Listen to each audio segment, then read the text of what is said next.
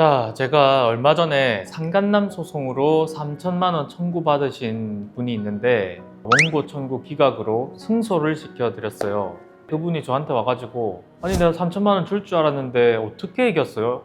저한테 물어보더라고요. 자, 그래서 제가 예전에는 좀 피해를 당하신 분 입장에서 상간녀, 상간남 소송 어떻게 하면 되는지 정리를 한번 해드렸는데 이번 영상은 만약에 여러분이 좀 잘못해가지고 상간녀, 상간남으로 찍혀가지고 소송 당한 사람이라면 어떻게 이길 수 있는지, 어떻게 이 상황을 막을 수 있는지를 좀 알려드리도록 하겠습니다.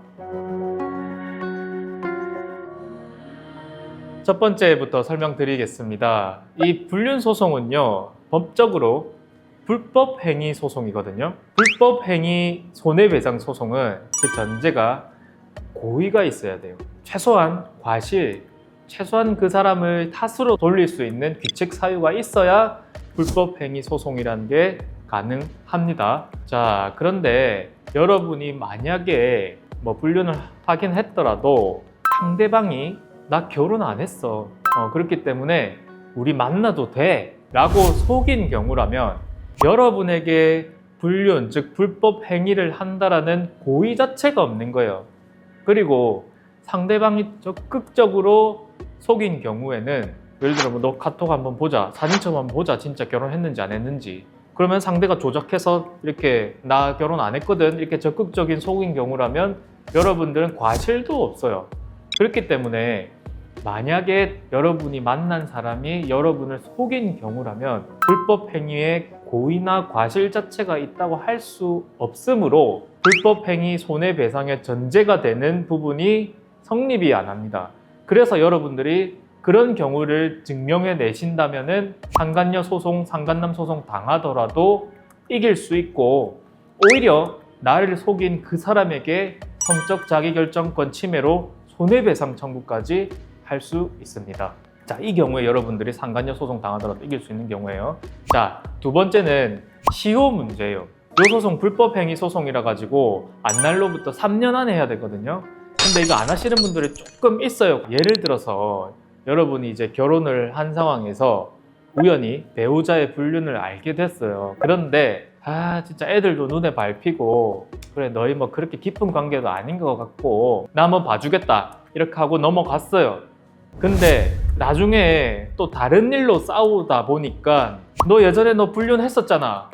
나 이제 도저히 이제는 못 참겠어 하면서 다시 생각이 나서 이제 소송하려고 하시는 분들 제법 있거든요. 그런데 이게 3년이 지난 경우에는 소송할 수가 없습니다. 제가 얼마 전에 이겼던 사건도 바로 이런 경우였어요. 이 경우에는 아무리 여러분이 상간녀, 상간남이라고 하더라도 승소하실 수 있습니다. 자, 세 번째 경우에는 불법 행위에 대해서 명백한 증거가 없는 경우예요. 자, 불법 행위를 했다는 사실은 소송을 하는 쪽에서 입증을 해야 합니다. 그리고 소송을 당하는 쪽에서는 내가 안 한 거를 입증할 필요는 없고 상대가 입증을 못하도록 하기만 하면 승소할 수 있어요. 근데 이게 예전에 간통죄가 있을 때는 경찰이 수사를 해줬어요. 진짜 모텔에 딱 따고 들어가서 막 사진 찍고 이랬었는데 이제 간통죄가 없어지다 보니까 경찰이 수사를 안 해주거든요. 그리고 대부분의 도청, 미행 이런 거 다 불법이에요.